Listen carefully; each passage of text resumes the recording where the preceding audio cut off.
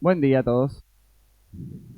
Vamos a esperar que algunos hermanos terminen de acomodarse.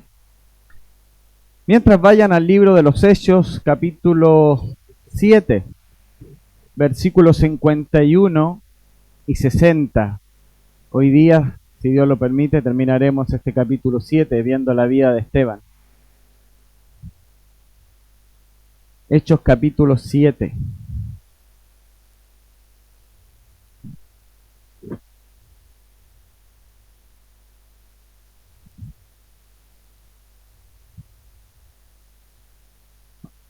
¿No? ¿No?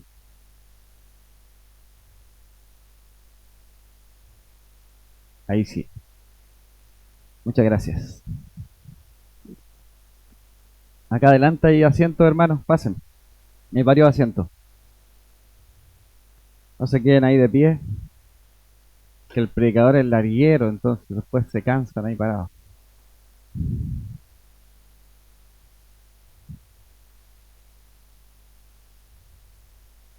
Muy bien.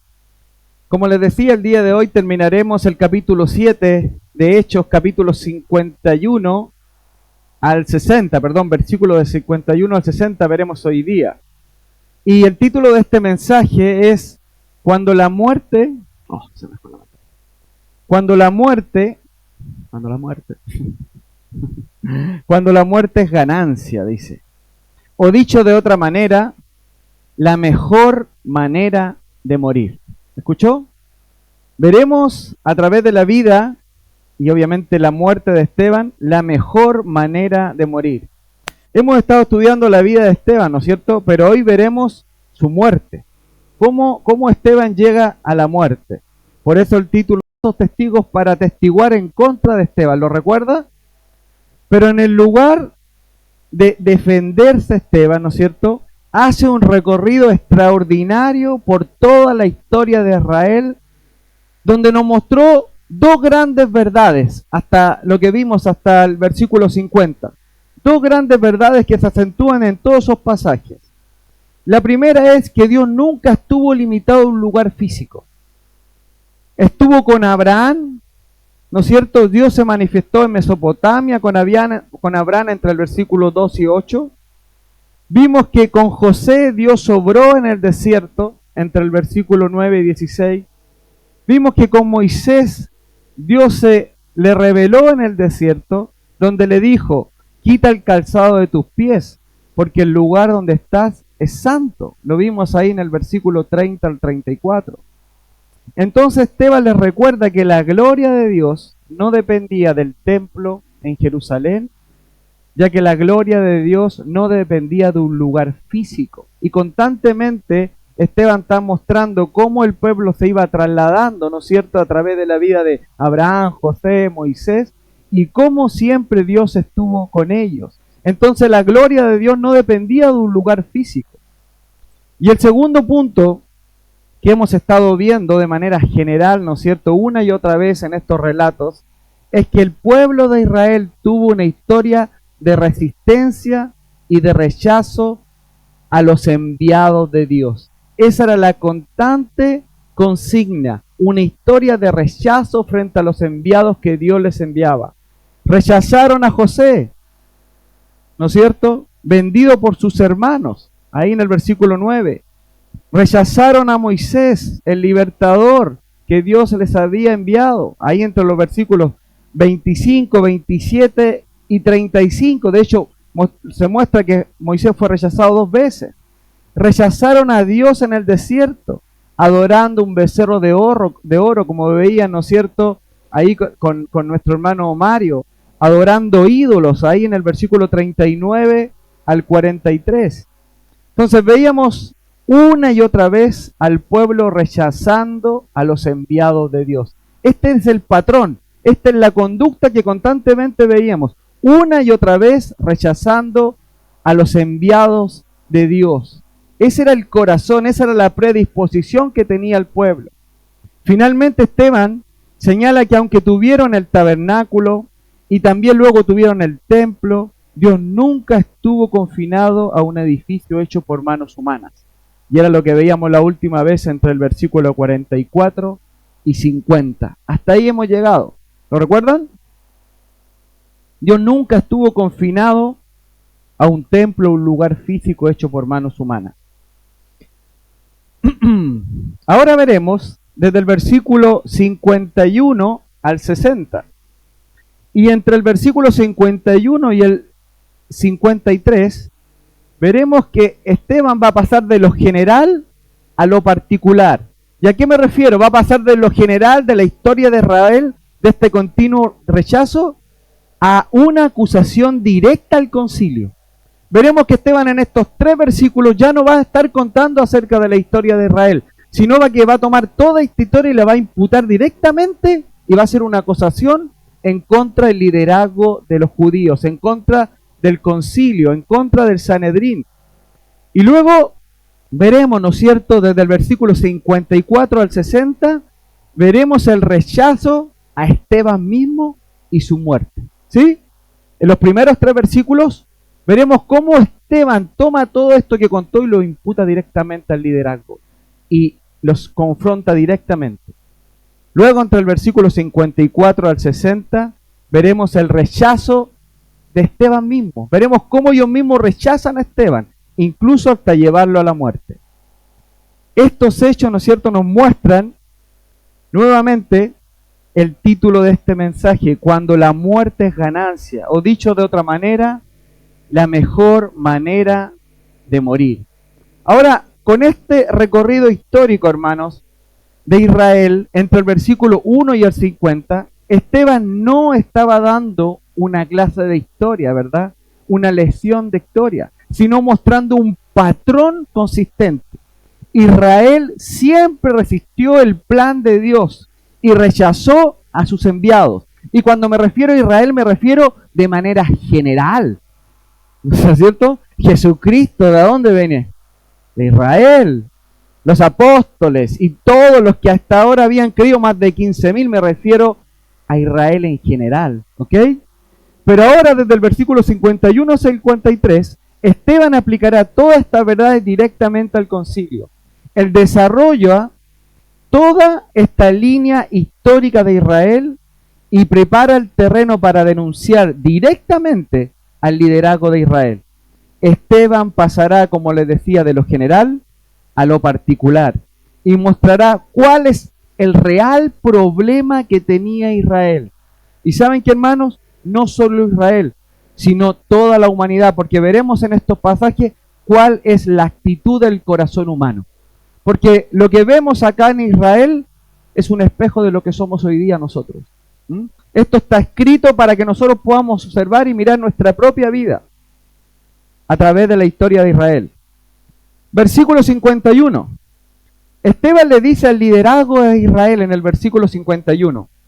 Les dice, escuche, duros de cerviz e incircuncisos de corazón y de oído, vosotros resistís siempre al Espíritu Santo. El texto inicia diciendo duros de cerviz. ¿Y saben cuál es la cerviz, hermanos? Es esta parte acá del cuello. Toda esta parte. Donde me duele la cerviz, como entre el hombro y el cuello. Esteban usa esta expresión, duros de cerviz, que literalmente significa de cuello rígido. Una persona de cuello rígido, una persona que no es fácil de convencer.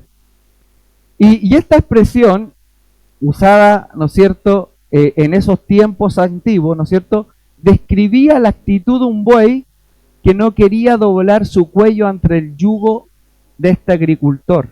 Cuando yo leía estos pasajes, me puse a ver ahí en YouTube cómo era el acto de enyugar a un buey. Y era muy particular que el agricultor, cada vez que tomaba el yugo y se acercaba al buey, el buey automáticamente agachaba su cabeza. Qué increíble.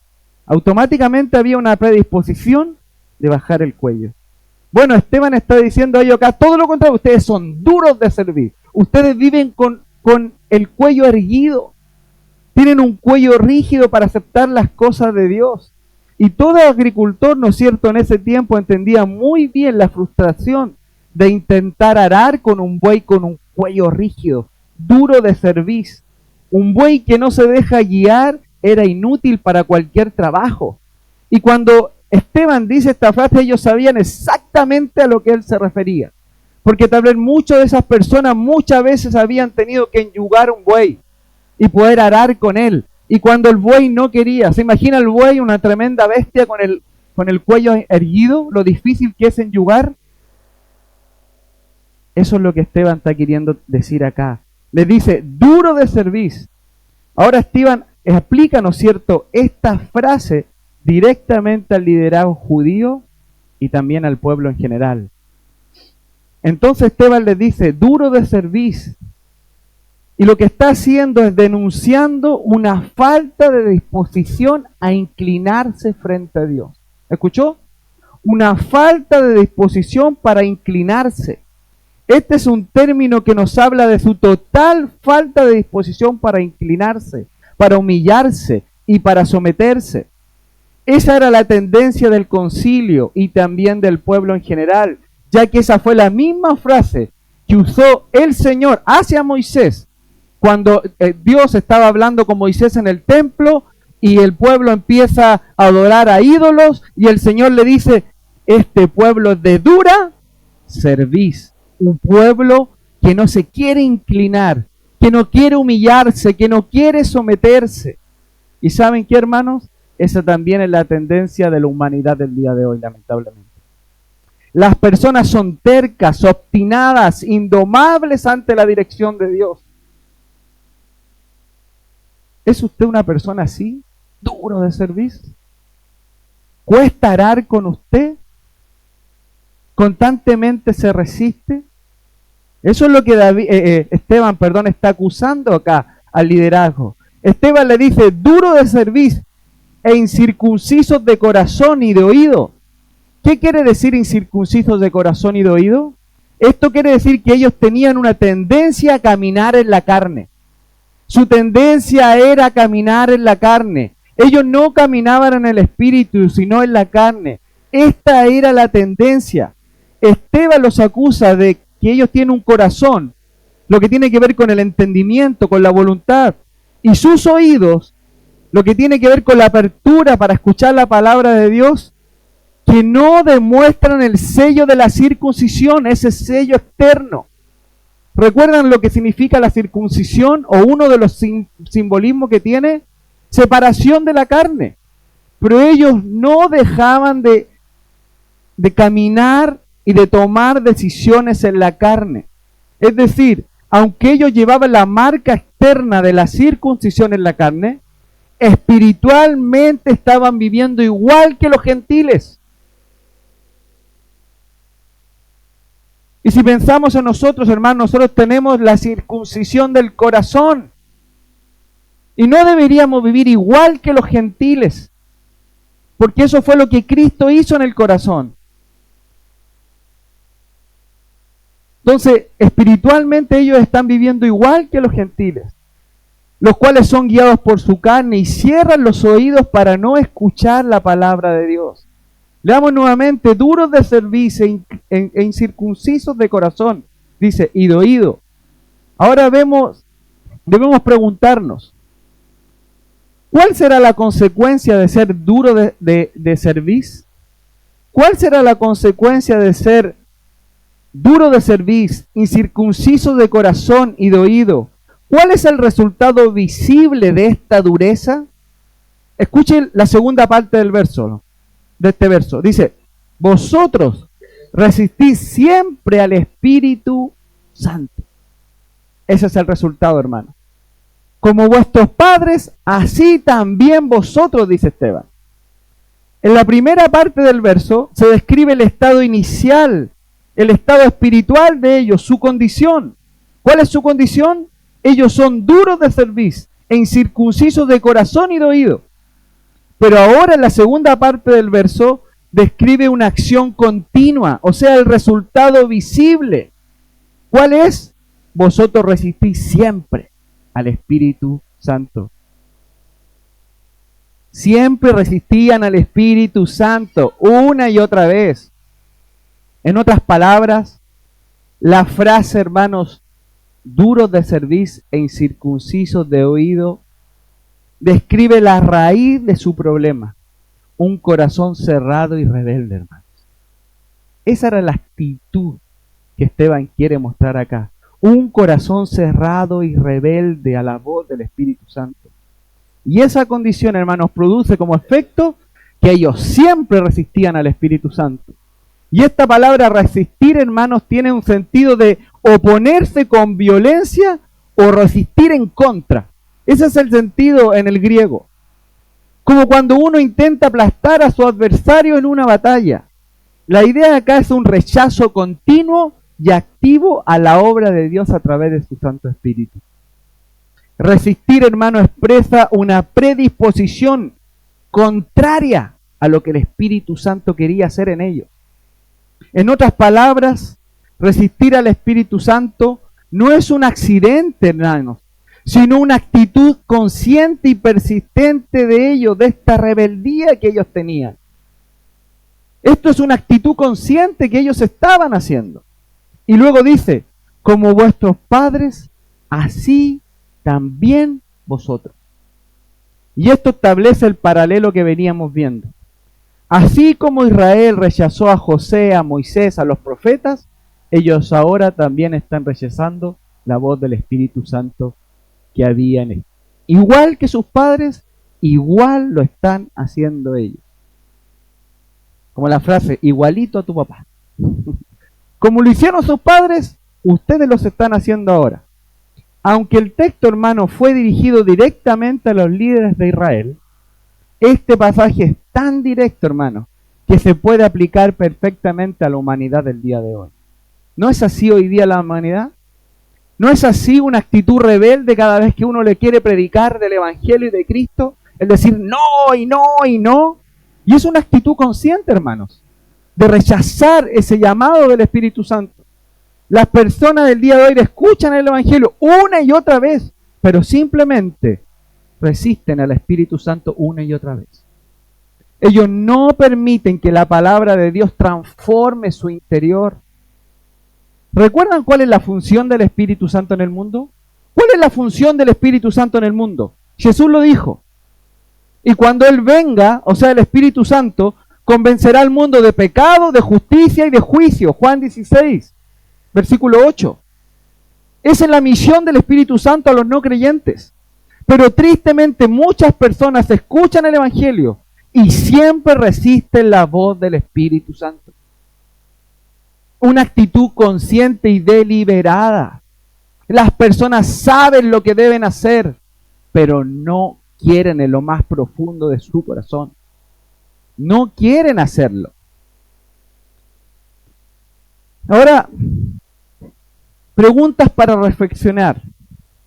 Y tal vez para usted que no conoce a Cristo, que tal vez viene por primera vez a este lugar, que nunca ha escuchado tal vez, o que ha escuchado muchas veces hablar de Cristo, pero sigue con un corazón endurecido, sin querer humillarse, sin querer doblar la cerviz, sin querer entender lo que la palabra de Dios está diciendo. La pregunta es, ¿de qué manera usted podría tal vez estar resistiendo hoy al Espíritu Santo que le está hablando? Los líderes religiosos escucharon la palabra, pero cerraron su corazón. Tal vez usted está en esa misma condición, escuchando una y otra vez sobre Jesús, pero siempre resiste la voz del Espíritu Santo que lo quiere llevar al convencimiento. ¿Seguirá resistiendo o abrirá su corazón a la voz de Dios que te llama al arrepentimiento y a confiar plenamente en Jesucristo? ¿Cuál es tu actitud? Si hoy murieras como Esteban, ¿tienes la seguridad que tu espíritu será recibido por Cristo? Como veremos en este capítulo, ¿tienes esa seguridad? La muerte, querida visita, es una certeza. No hay nada más seguro que la muerte. Todos un día tendremos que morir. Es lo que dice Hebreos capítulo 9, versículo 27, ¿no es verdad? Y de la manera en que está establecido para los hombres, en que mueran una sola vez y después de esto el juicio, dice. ¿Saben qué? Esteban murió en paz porque sabía que Jesús lo esperaba. ¿Tienes esa seguridad? ¿Qué pasará contigo cuando te mueras? ¿Seguirás resistiendo la voz del Espíritu Santo cada vez que escuchas de Cristo? Si no tienes esa seguridad, hoy puedes confiar en Jesucristo, que murió por ti y resucitó. Hoy Él puede darte perdón y vida eterna, si tú decides inclinar la cerviz. Si tienes un corazón dispuesto a escuchar. Y para los creyentes, ¿estamos viviendo vidas así? ¿Duros de cerviz? ¿Como incircuncisos de corazón y de oído? ¿Está hablándote el Espíritu Santo hoy y te habla una y otra vez en la dirección que tú debes andar y caminar y tú no quieres? ¿Eres como un buey que se levanta y que no se le puede poner el yugo? O sea, ¿han ido alguna vez a un supermercado y tomado un carro que tiene las ruedas chuecas? Y cuando tú te tocas ese carro y el carro constantemente se va y se va. ¡Qué situación más trágica y desagradable! El carro tú, y a medida que lo empiezas a cargar, el carro tira y tú... ¿Realmente somos carros así, con ruedas chuecas para Dios? Cuando en realidad tenemos al Espíritu Santo dentro nuestro que nos habla una y otra vez. No vivamos así, hermanos, es una necedad. Versículo 52. Y acá vamos a ver el clima de este rechazo. ¿A cuál de los profetas no persiguieron vuestros padres y mataron a los que anunciaban de antemano la venida del justo, de quien vosotros ahora habéis sido entregadores, dice, y matadores? Acá está el clima del rechazo, el centro de todo este capítulo. Este versículo continúa con la línea progresiva del rechazo. Rechazaron al Espíritu Santo en el versículo 51. Rechazaron a los profetas y los persiguieron. Rechazaron a los profetas y los asesinaron. Y finalmente rechazaron al justo. ¿Quién es el justo? Jesucristo. Entregándolo y matándolo ellos mismos, dice Esteban. El verso inicia con una pregunta retórica. ¿A cuál de los profetas no persiguieron vuestros padres? Y la respuesta es obvia, ¿verdad? A todos los persiguieron. Eso es lo que está diciendo. Y luego les dice, y mataron a los que anunciaron de antemano la venida del justo. Ahora, ¿cuál era el anuncio de los profetas, hermano? ¿Qué anunciaban los profetas? Ellos anunciaban la venida del Mesías, llamado acá el justo. ¿Y por qué lo llaman el justo? Porque el justo, hermano, en la Biblia es un título mesiánico. Lean ahí Isaías 53, versículo 11. Y este título demuestra la inocencia, la rectitud y la perfección de Jesucristo el Mesías. Él está diciendo, Jesucristo es el justo. Es un título mesiánico y ustedes lo rechazaron. Él era inocente, recto y perfecto y ustedes lo entregaron y lo rechazaron, y lo entregaron y lo mataron. Y termina diciendo, de quien vosotros ahora habéis sido entregadores y matadores. Y acá vemos una doble acusación de Esteban frente al Sanedrín. Ellos le dicen, o él le dice, lo entregaron y lo mataron. El contraste, hermano, que vemos acá es muy fuerte. Miren, los padres persiguieron a los profetas y los mataron, dice el texto, ¿verdad? Los padres los persiguieron y los mataron. Pero ellos mismos superan esa acción, ya que ellos entregaron y mataron al Mesías anunciado por los profetas. Este es un golpe directo al corazón del concilio. Es como un golpe en la boca del estómago de esas personas que estaban escuchando. Lo que ustedes hicieron es aún peor. La acción de ustedes supera a sus padres. Ustedes entregaron y mataron al Mesías anunciado por esos profetas. Ellos no solo tienen la misma rebeldía que sus padres, sino que su pecado es más grave, porque rechazaron al Espíritu Santo y entregaron y mataron al Mesías. Miren, vean este patrón. Primero rechazan al Espíritu Santo y por consecuencia rechazan al Mesías, a Jesucristo. ¿Ven? ¿Ven la consecuencia que trae el rechazar el Espíritu Santo de Dios cuando te dice, ven, cuando te dice, tú eres un pecador, necesitas ser redimido? La consecuencia de rechazar su Santo Espíritu directamente es rechazar a Cristo. Esta es la línea de rechazo. Y escuchen, mire, versículo 53 no termina acá. Vosotros que recibisteis la ley por disposición de ángeles y no la guardasteis. Ahora vemos el rechazo de la ley, la Torá o la palabra de Dios misma. El concilio se enorgullecía de ser custodio de la ley, ¿recuerdan? Custodio de la ley, la guardaban la ley, la Torá. Pero Esteban demuestra que su historia demuestra exactamente lo contrario. Ellos recibieron la ley, pero no la guardaron, dice el texto. Esa es la acusación de Esteban. Y acá vemos que Esteban muestra el séptimo rechazo hasta ahora. Repasemos. Los patriarcas de Israel rechazaron a José, un enviado de Dios. El pueblo rechazó a Moisés y lo rechazó 2 veces. Rechazaron a Dios en el desierto, adorando a otros ídolos. Siempre rechazaron al Espíritu Santo, versículo 51. Rechazaron a los profetas, los persiguieron y los asesinaron. Rechazaron al justo, al Mesías, entregándolo y matándolo. Pero ahora vemos su rechazo a la palabra de Dios. Y este último rechazo, hermanos, pareciera que es la raíz de todo rechazo. Hacia los enviados de Dios y finalmente hacia Cristo mismo. El rechazo a la palabra de Dios, hermanos, te va a conducir al rechazo de todas las otras cosas. Cuando rechazamos la palabra de Dios, el fondo de todo rechazo a Dios empieza por no creer a su palabra. ¿Escuchó? Cuando tú no crees a su palabra, empezará todo el rechazo a las cosas que tengan que ver de Dios. Es la misma mentira del Edén, con que Dios ha dicho, ¿recuerdan en Génesis 3, versículo 1? La incredulidad, hermano, hacia la palabra de Dios abrió la puerta al pecado y a una rebelión en contra de Dios. Una rebelión en contra de Dios. ¿Cuál es la aplicación para hoy, hermanos? Si una persona hoy desprecia e ignora la palabra de Dios, corre el mismo peligro que los líderes de Israel terminaron rechazando a Cristo y perdiéndose, ¿no es cierto?, eternamente, porque rechazaron su ley, su palabra. Pero si confías en la palabra de Dios y la recibes y la guardas, esa misma palabra te llevará a esa fe salvadora en Jesús y a una vida de obediencia. El problema, hermano, es que no estamos creyendo a la palabra de Dios.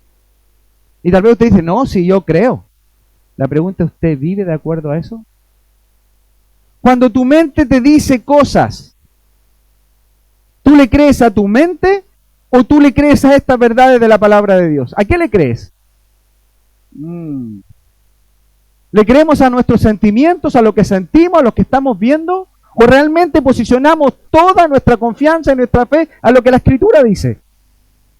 Cuando no confiamos en la palabra de Dios, hermanos, en el día a día de manera práctica, te va a conducir a lugares que están lejos de Dios.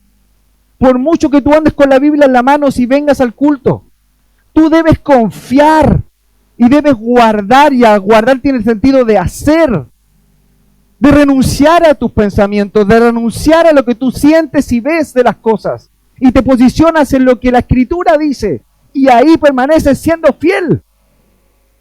Fiel, hermano. ¿Cuánto falta de eso hoy día? Hombres y mujeres fieles, que escuchan la palabra de Dios. Este séptimo rechazo, hermanos, es la raíz de todos los otros rechazos.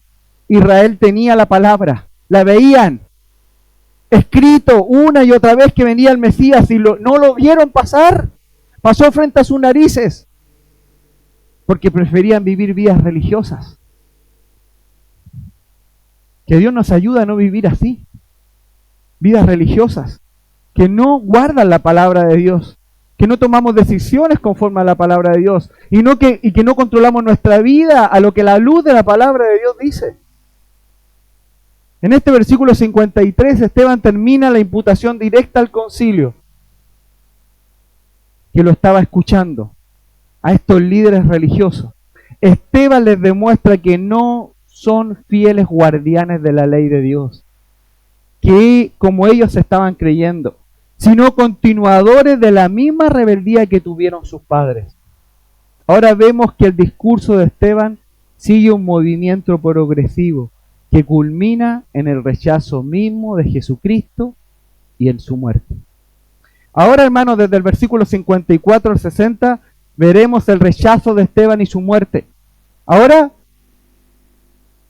solo vamos a ver el rechazo, y es el octavo rechazo que vemos acá. Ahora ellos van a rechazar a este último mensajero. Acá Esteban de este capítulo. Y desde ahora quiero, hermano, que recordemos nuevamente el título de este mensaje. Cuando la muerte es ganancia. O dicho de otra manera, la mejor manera de morir. Porque veremos 4 ejemplos de Esteban de la mejor manera de morir. Escuche cuál es la primera. La primera la veremos en el versículo 54. Oyendo estas cosas, se enfurecían en sus corazones y crujían los dientes contra él. ¡Wow! Ahora vemos la respuesta del Sanedrín al escuchar la confrontación que Esteban hace hacia ellos. Al escuchar que Esteban le dice, son duros de cerviz, incursisos de corazón y de oído, siempre resisten la voz del Espíritu Santo, y pensaban que guardaban la ley, pero no la guardan, la recibieron, pero no la aplican. ¿Cuál es la respuesta de estos líderes judíos?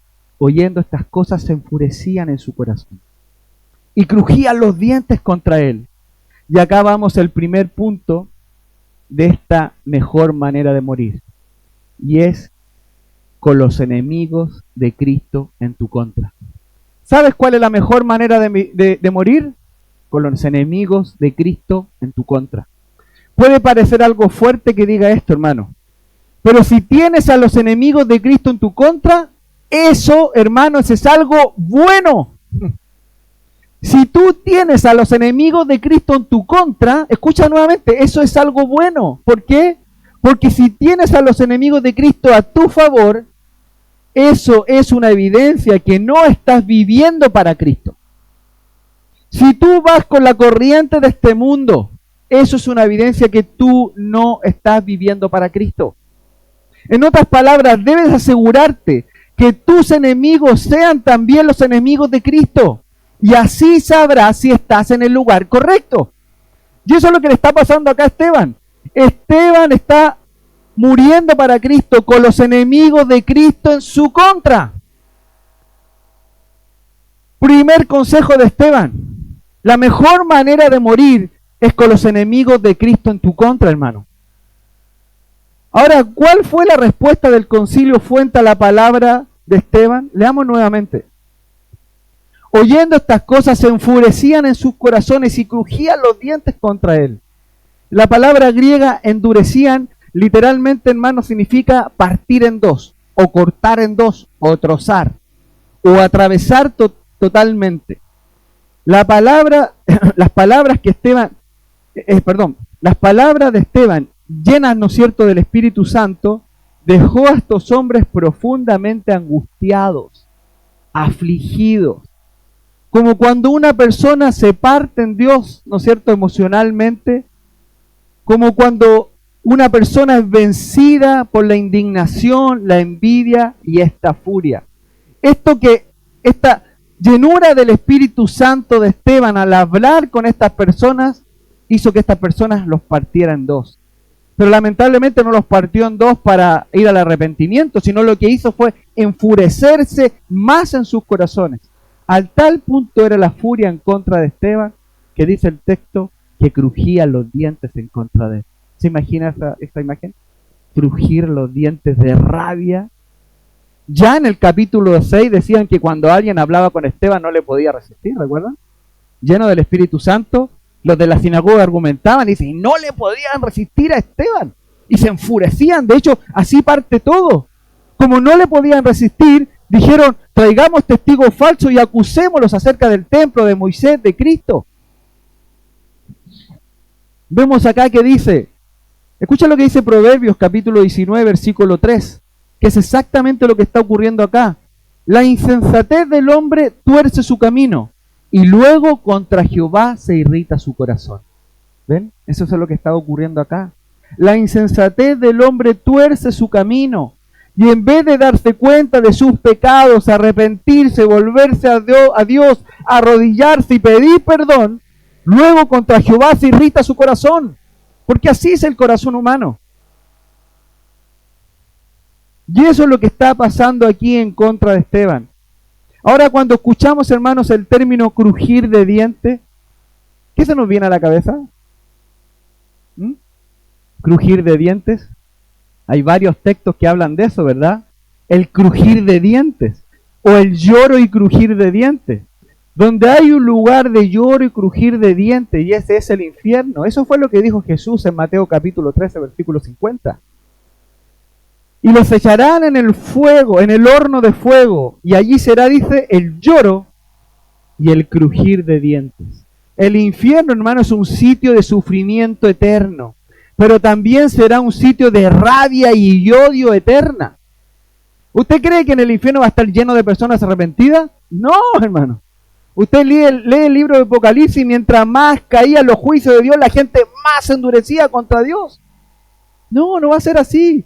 Si tú cada vez que escuchas la predicación del Evangelio, escuchas desde el nombre de Cristo predicado, y en vez de reconocer que eres un pecador, en vez de arrepentirte y volverte a Dios y pedir perdón, irritas tu corazón en contra de Dios, terminarás en ese lugar del lloro y crujir de dientes. Y te enfureces en tu corazón, y crujirán tus dientes en contra de las personas que te predican el Evangelio. Ahora miren, déjame decirte algo, que si tú crujes los dientes aquí en la tierra, por no querer doblegar tu corazón, seguirás crujiendo los dientes eternamente en el infierno, que será exactamente lo que le iba a pasar a estas personas. Ellos crujían sus dientes de rabia, pero rechazaron al Evangelio. ¿Y qué es lo que dice el Señor? Los llevaré al horno de fuego y azufre, donde será el lloro y crujir de dientes por la eternidad, por siempre y siempre. Por toda la eternidad. Si no te arrepientes de tus pecados y pones tu fe en Jesucristo como Salvador, entonces la mejor manera de morir es con los enemigos de Cristo en tu contra. Versículo 54. Oyendo estas cosas se enfurecieron en sus corazones y crujían los dientes contra él. Esto significa una rabia incontrolable. Ahora en el versículo 55 veremos un contraste, hermanos. Versículos 55 y 56 veremos un contraste. Escuche. Pero, palabra de contraste, Esteban lleno del Espíritu Santo, mientras los enemigos de Esteban estaban llenos de furia y enojo, crujiendo dientes, Esteban estaba lleno del Espíritu Santo. Y puestos los ojos en el cielo, vio la gloria de Dios y a Jesús que estaba a la diestra de Dios. Y dijo, he aquí, veo los cielos abiertos y al Hijo del Hombre que está a la diestra de Dios. Entonces vemos un contraste acá, hermano. El concilio lleno de ira y Esteban lleno del Espíritu Santo. Qué increíble. Acá vemos nuestro segundo punto, referente a la mejor manera de morir, y es con los ojos puestos en Cristo glorificado. La segunda manera o la mejor manera de morir es con los ojos puestos en Cristo glorificado. Hermano, debemos vivir con los ojos puestos en Jesús. La mirada de Esteban estaba puesta en el cielo, donde vio la gloria de Dios y la de Jesús. Y este es el segundo punto. Y es un punto, hermano, muy significativo, ya que los ojos de Esteban no estaban puestos en las circunstancias, ni en sus enemigos, ni en el riesgo que él estaba ocurriendo o lo que le iba a venir. Él no estaba tomando decisiones en base a lo que estaba viendo. ¿Qué es lo que hizo frente a esta angustia? Frente a esta situación, elevó la cabeza y miró al cielo, con sus ojos puestos en Jesús. Esa es la mejor manera de morir de un creyente, hermano. Con los ojos puestos en Cristo glorificado. ¿Estás pasando por alguna dificultad hoy que te asfixia, que te asusta, que te da terror, que no sabes lo que viene? que no entiendes por qué estás en esa situación. Es la circunstancia de Esteban, está a punto de morir, lapidado. Y Esteban, con toda tranquilidad, lleno del Espíritu Santo, eleva sus ojos al cielo y ve la gloria de Dios y la gloria de Jesucristo. Entonces, leamos nuevamente versículo 55. Pero Esteban, lleno del Espíritu Santo, puesto los ojos en los cielos, vio la gloria de Dios y a Jesús, hermano, en el original dice de pie. No sé por qué la Reina Valera no lo coloca. Me pregunté muchas veces. Dice de pie, dice el original, a la diestra de Dios. Pongo una notita ahí si quieres. Jesús dice que estaba de pie. Y Jesús de pie, eso es una imagen de un abogado defensor, como quien recibe a los suyos. Jesús está ahí de pie esperando a Esteban. Y el texto dice, Jesús estaba de pie a la diestra de Dios, mostrando la intimidad entre Dios el Padre y Dios el Hijo. ¿Por qué? Porque está mostrando su deidad, Jesucristo es Dios, y está completamente íntimo con su Padre. Ahora, esto que Esteban estaba visualizando, lo manifiesta de manera abierta y sin temor ante el concilio. Versículo 56, dice, y dijo, escuche, he aquí, veo los cielos abiertos y al Hijo del Hombre de pie, nuevamente dice, a la diestra de Dios. ¿Ven lo que vio Esteban? ¡Wow! Hubo una visión extraordinaria de ese momento de Esteban. No solo vio los cielos abiertos, sino vio a Dios y a Cristo ahí de pie, a la diestra del Padre, esperándolo como diciendo, ven.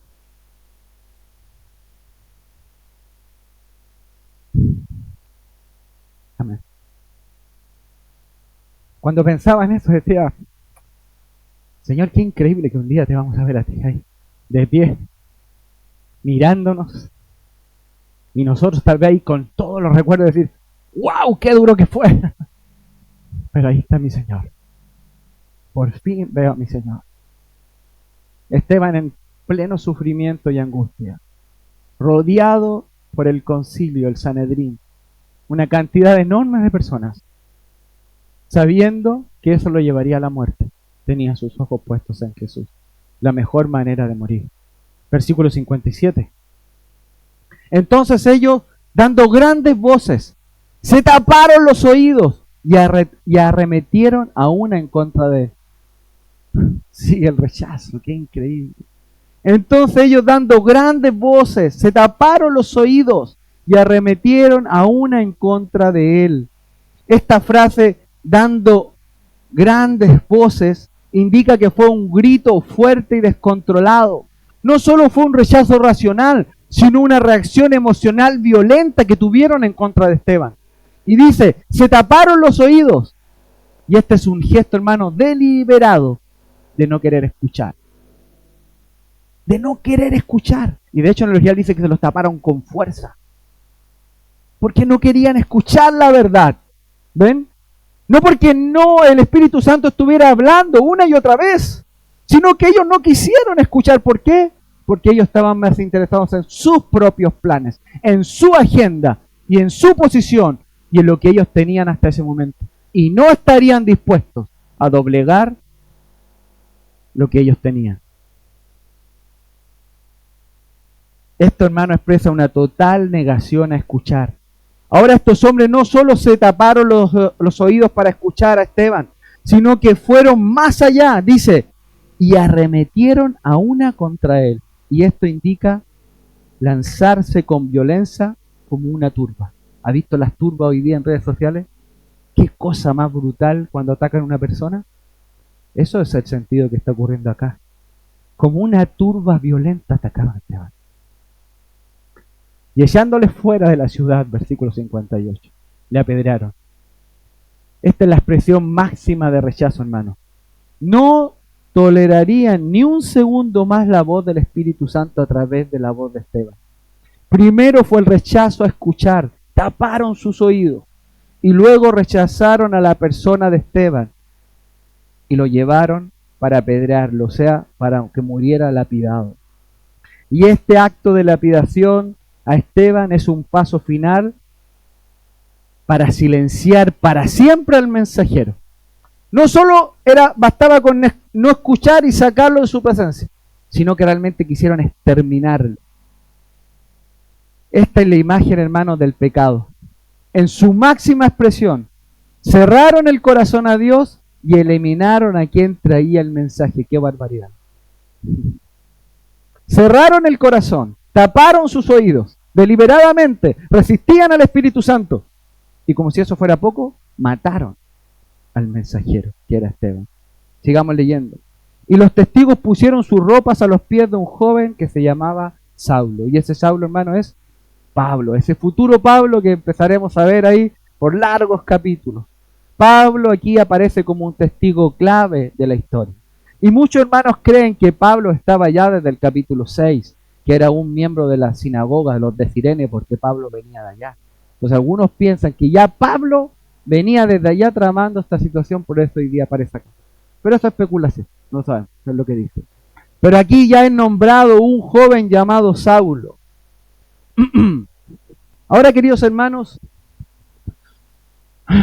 tú y yo seguramente nunca veremos una visión especial y real de Jesucristo como Esteban lo vio. Probablemente nunca lo veremos en esta tierra, ¿verdad? Pero ciertamente, hermanos, nosotros estamos llamados a vivir y a morir con los ojos puestos en Jesús, que es el segundo punto. Ese es el llamado de todo creyente, a vivir y a morir con los ojos puestos en Jesús. Hebreos capítulo 12, versículo 2 dice, puesto los ojos en Jesús, el autor y consumador de nuestra fe. Si pones la mirada en las personas, hermanos, te van a fallar. Si pones la mirada en un pastor, en un hermano, en una hermana, te van a fallar. Si pones la mirada en un familiar, te van a fallar. Si pones la mirada en la iglesia, te van a fallar, lamentablemente o desgraciadamente. Santiago capítulo 3 dice, porque todos ofendemos muchas veces, dice. Somos así. Pero si tú pones tu mirada en Jesús, hermano, Él nunca te fallará. Él nunca te fallará. Por eso Esteban tenía su mirada puesta en los cielos, porque él esperaba ver a Cristo y su gloria. Y Dios se lo permitió. Una de las cosas más tristes, hermanos, de ver es cuando un creyente acaba su vida mal. Qué cosa más penosa, hermano, y triste. Cuando un creyente había vivido una vida bien y en sus últimos años de vejez empieza a tomar malas decisiones. Empieza a apartar la palabra de Dios y dejarse guiar por sus pensamientos. Y esas personas terminan muy mal. Qué tristeza más grande es esa, hermano. Qué sabor más amargo queda en la memoria colectiva de la iglesia y cómo, hermano, se daña el testimonio de nuestro Señor, que es más grave. Porque tu testimonio, por si tú no lo sabes, refleja la imagen de Dios. Si tú terminas mal tu carrera, terminarás dañando el testimonio del Señor. ¿No fue acaso eso lo que Moisés le dijo a Dios cuando estaba en el monte y Moisés va y apela contra el pueblo para que no los exterminara en ese momento? No solo Moisés argumenta y le dice, mira, son tu pueblo, ayúdalos. Le dice, no sea que los egipcios hablen mal de ti y digan que tú trajiste a tu pueblo para morir en el desierto y destruirlo. La gran preocupación de Moisés era que no se dañara el testimonio de Dios. No termines tu carrera mal. No terminemos nuestra carrera mal.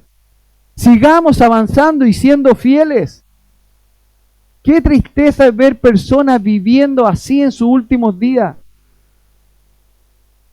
Pero en el caso de Esteban, hermano, no fue así. Él terminó bien la carrera hasta el día de su muerte. Esteban nos enseña cuál es la mejor manera de morir. Primero, con los enemigos de Dios en su contra. Segundo, con los ojos puestos en Cristo glorificado. Versículo 59, y estamos terminando. Y apedreaban a Esteban mientras él invocaba y decía, Señor Jesús, recibe mi espíritu. Señor Jesús, recibe mi espíritu.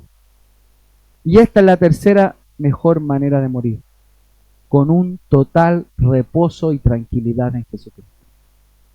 Con un total reposo en Cristo, con una paz, con una tranquilidad. Morir en Cristo es entregar nuestra vida en total reposo, hermanos. y apedreaban a Esteban mientras él invocaba y decía: Señor Jesús, recibe mi espíritu. Esteban tenía total confianza y reposo en el Señor. Así es como debe morir un cristiano, hermano.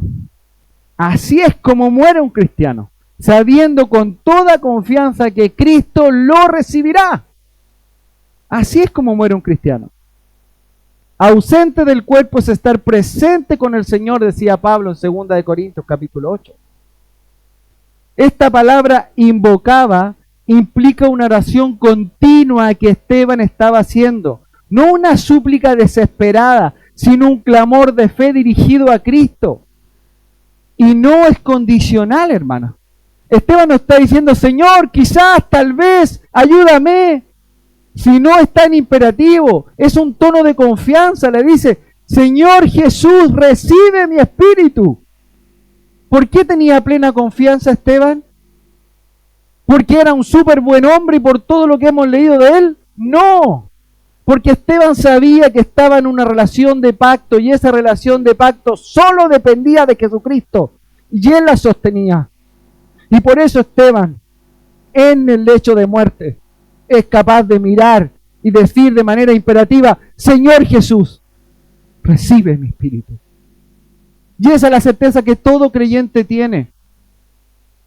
Un creyente puede morir en total reposo, porque la vida eterna no se sustenta en nosotros, sino en Él. Esteban dice: recibe mi espíritu. Esteban sabía que su vida estaba segura en Cristo. Él tenía plena confianza en Él. Además, Esteban tenía un total reposo frente a la muerte. Esteban no muere, hermanos, con miedo. ¿Ven miedo acá en Esteban? Él no está pidiendo clemencia ni súplica. Esteban no le está diciendo: Señor, ayúdame, sácame este dolor, ayúdame, Señor. Esos son los gritos de Esteban. Hermano, ¿y acaso no hubiera sido normal que Esteban clamara así frente a esa situación? Esteban estaba en completa paz. No habían gritos de desesperanza, sino un completo reposo. Esto conecta las palabras de Jesús en la cruz, ¿lo recuerdan? El Señor Jesús dijo: Padre, en tus manos encomiendo mi espíritu, Lucas 23. Y Esteban dice, o un paralelo similar, dice: Señor Jesús, recibe mi espíritu. Así muere un cristiano, hermanos, con un total reposo y tranquilidad en Cristo. Pablo dijo: estar ausente con el cuerpo, les dije, es estar presente con el Señor. Versículo 60 y último. Nos lleva a nuestra cuarta y última mejor manera de morir. Dice: y puesto de rodillas, clamó a gran voz: Señor, no les tomes en cuenta este pecado. Y habiendo dicho esto, durmió. Nuestra cuarta mejor manera de morir es con un corazón perdonador. Debemos morir con un corazón perdonador, y no solo morir, sino vivir con un corazón perdonador. El verso dice: puesto de rodillas, y esto describe una actitud voluntaria de reverencia y súplica. Esteban no cae por violencia en contra de él, sino más bien él se postra conscientemente, mostrando en su último minuto de vida un acto de adoración a su Señor. Él se pone de rodillas. Yo me imaginaba, ¿se imaginan ustedes cuando lo están matando a piedrazos? Usted se pondría de rodillas. Pero Esteban lo hizo, porque estaba en completa paz y reposo. Y no solo eso, sino que se pone de rodillas y dice: Señor, no imputes estos pecados. No le imputes estos pecados.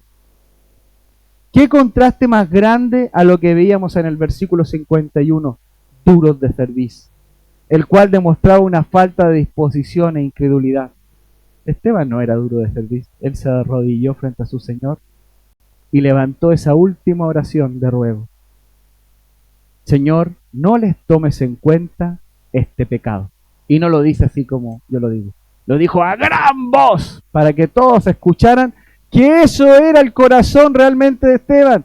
Tal vez con esa última frase les quería demostrar: yo no tengo nada con ustedes. Estoy trayendo el mensaje de salvación para que vean a Cristo. Perdónales, Señor. Perdónale, no imputes este pecado a ellos. El perdón de Esteban refleja, hermanos, el carácter de Cristo, ya que Cristo dijo, Padre, perdónalos. Él está reflejando el carácter de Cristo hasta su último minuto de vida. Esta es una oración, hermanos, de intercesión. Esteban le está pidiendo al Señor que no registre ni cargue ese pecado sobre ellos. ¡Qué increíble, hermano! ¡Qué increíble es ver a Esteban y tratar de aplicar como él vivía!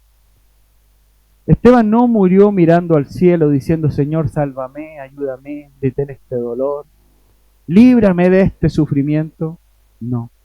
Él lo único que había en su mente era misericordia, gracia y perdón.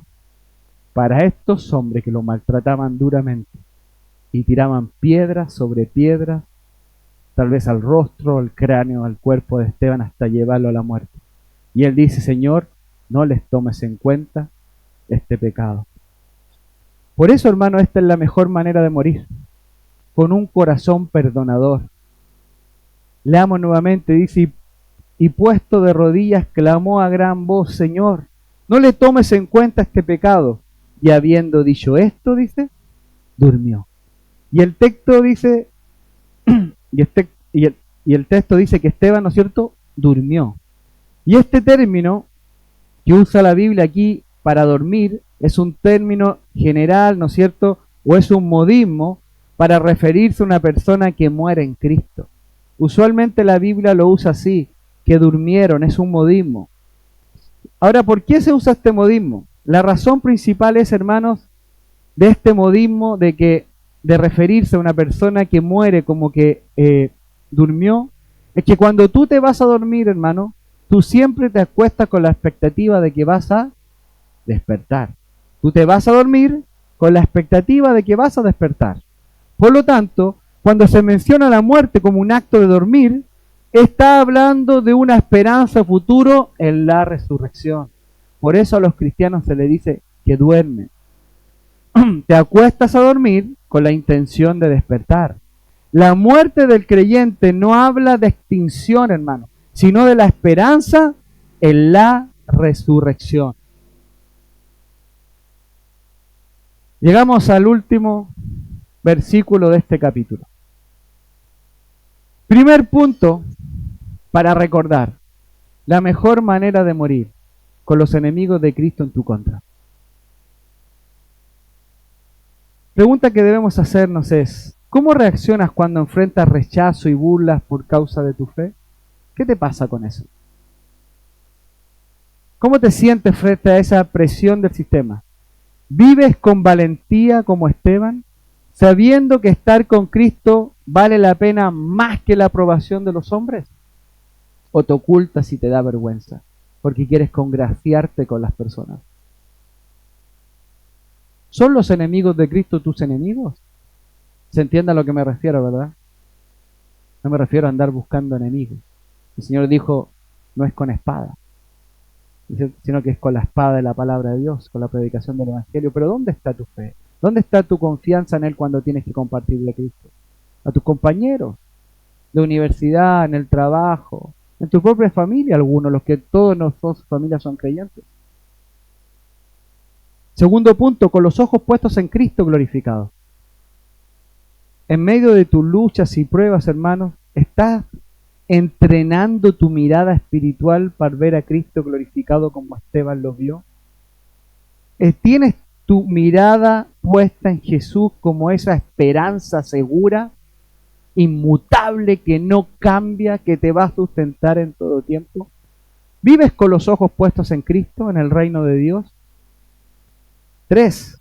Con un total reposo en Cristo.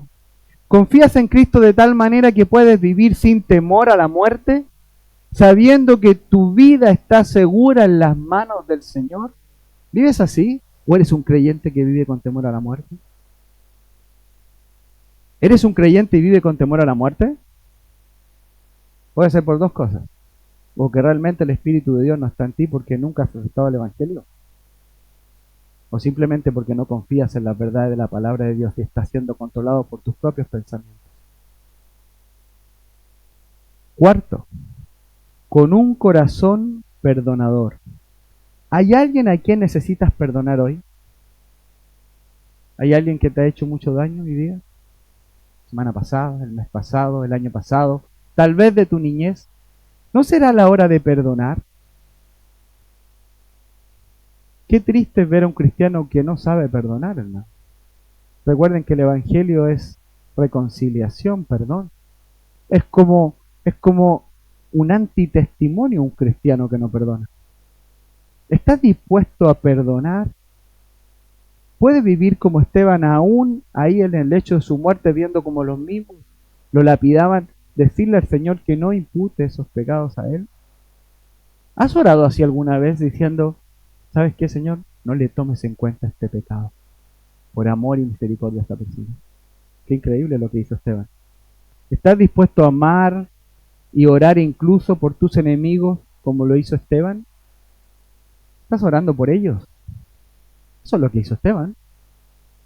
Esteban no les dijo a la última, bueno, me voy. No, no. Esteban puso sus ojos en los cielos, vio al Señor de pie, los cielos abiertos y al Señor en su gloria, a Dios el Padre, a Dios el Hijo, y le grita y le dice la última oración, Señor, perdónale, no le imputes estos pecados a ellos. Terminamos el capítulo 7, hermanos.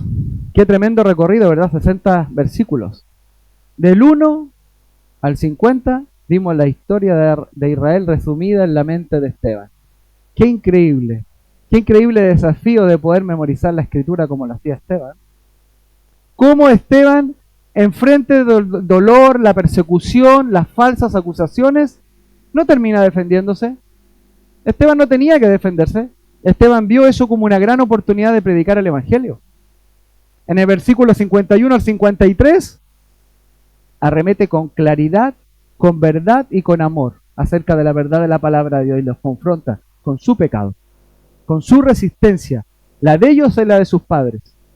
Y en los últimos capítulos vemos cómo estos líderes judíos cierran el corazón para escuchar el Evangelio, ver a Cristo y al mensajero que Él había enviado. Hermanos, que Dios nos ayude para vivir una vida como la de Esteban. Lo decíamos al inicio, tal vez el Señor tiene para ti un largo ministerio como el de Pablo, pero tal vez el Señor tiene para ti un corto ministerio. No importa cómo sea, sé fiel hasta el final.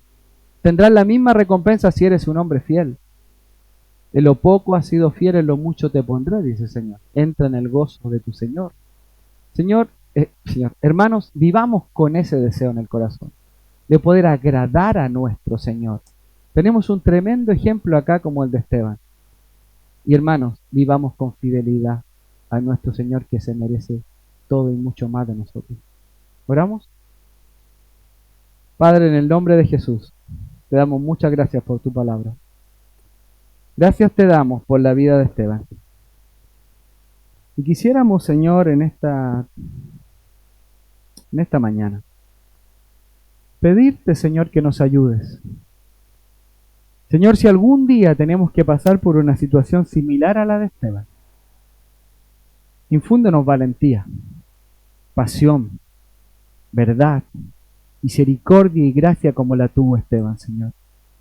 Señor, sabemos que vivimos en tiempos difíciles, Señor. Sabemos que los días cada vez serán más malos, Señor.